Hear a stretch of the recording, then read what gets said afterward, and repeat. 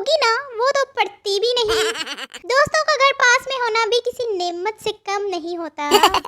लफ्ज़ दोस्त, तशरी, इज्जत ना करने वाली अजीबोगरीब बेढंगी लापरवाह मखलूक। यार गवाचे लब जांदे, हैंड फ्री गवाची लबदी नहीं। अच्छे दोस्त तकिए की तरह होते हैं, मुसीबत में सीने से लगा लो, तन्हाई में सर रख कर रो लो और गुस्से में लात भी मार सकते हो आप लोग।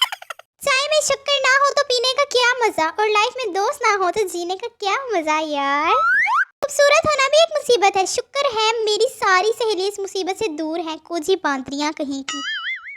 अच्छा दोस्त किसी को नहीं मिलता, मिले हुए को ही मार पीट के अच्छा बनाना पड़ता है।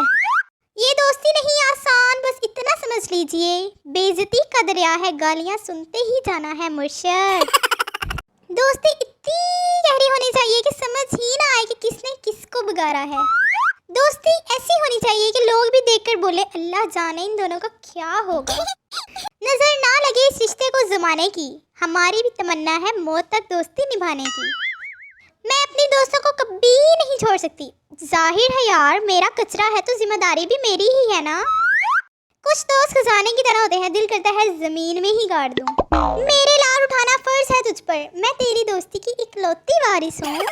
सुनो तुम मेरी वो स्माइल हो जिसे देखकर घर वाले कहते हैं कौन कमीनी याद आ गई। टीचर ने कहा जहालत पर रोशनी डालो, मैंने अपनी बेस्टी को लाइट के नीचे खड़ा करके ऑन कर दी। जिंदगी में कोई दोस्त ऐसे होते हैं जिनको ऐसे ही थप्पड़ मारने को दिल करता है। 3 दोस्तों का ग्रुप सबसे प्यारा होता है, पहला थोड़ा पागल थोड़ा मासूम, दूसरा समझदार अक्ल वाला, तीसरी दोनों का दिमाग खाने वाला। ऐ खुदा सलामत रखना मेरी दोस्तों को, वरना मेरी शादी के बर्तन कौन साफ करेगा यार। डियर बेस्टी, इतने दिन से आपका मैसेज नहीं आया, कहीं आप बाहर में तो नहीं चली गई।